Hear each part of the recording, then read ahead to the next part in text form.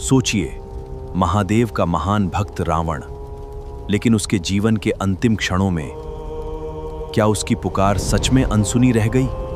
रावण और शिव का संबंध साधारण नहीं माना जाता। परंपराओं में रावण को शिव का अत्यंत शक्तिशाली भक्त बताया गया है। रावण की शिव भक्ति से जुड़ी प्रसिद्ध परंपरा शिव तांडव स्तोत्र को भी याद करती है। उसकी भक्ति को असाधारण शक्ति और वरदानों से जोड़ा जाता है।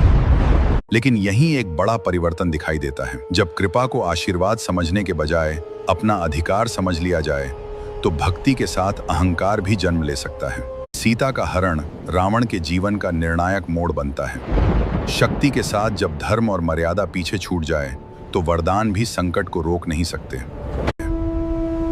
अब संघर्ष केवल दो योद्धाओं का नहीं था, ये अहंकार और धर्म के बीच का प्रतीकात्मक संघर्ष बन चुका था। भारतीय दर्शन में कर्म का सिद्धांत कहता है कि कर्मों के परिणाम से बचना आसान नहीं। प्रारब्ध कर्म यानी वे कर्म फल जो जीवन में भोगने के लिए सामने आते हैं। लोकप्रिय धार्मिक व्याख्या में देव कृपा मार्ग दिखा सकती है, शक्ति दे सकती है, लेकिन जानबूझकर किए गए अधर्म के परिणाम को हमेशा मिटा देना ही कृपा नहीं है। रावण के पास शक्ति थी, अनुभव था और शिव भक्ति की महान परंपरा थी। फिर भी परिणाम उसके नियंत्रण में नहीं था। और यहीं आता है सबसे गहरा प्रश्न। अगर रावण शिव का भक्त था, तो महादेव ने उसे बचाया क्यों नहीं? इसे शिव का विश्वास मानना शायद इस कथा के गहरे संदेश को खो देना है। प्रतीकात्मक रूप से देवता भक्त के अधर्म को धर्म में बदलने के लिए बाध्य नहीं है। अहंकार इंसान के चारों ओर ऐसी दीवार बना देता है जिसमें सलाह, चेतावनी और कृपा तीनों की आवाज कमजोर पड़ जाती है। यही इस कथा की असली परीक्षा है।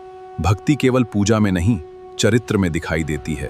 वरदान शक्ति दे सकता है, लेकिन दिशा आपको स्वयं चुननी होती है। इसलिए रावण का पतन केवल शिव द्वारा मदद न मिलने की कहानी नहीं, ये उस क्षण का प्रतीक है जब व्यक्तिगत शक्ति से ऊपर संसार का संतुलन रखा जाता है।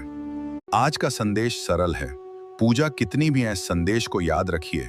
इस संदेश पसंद आया हो तो लाइक करें, सब्सक्राइब करें और अगले वीडियो के लिए जुड़े रहें।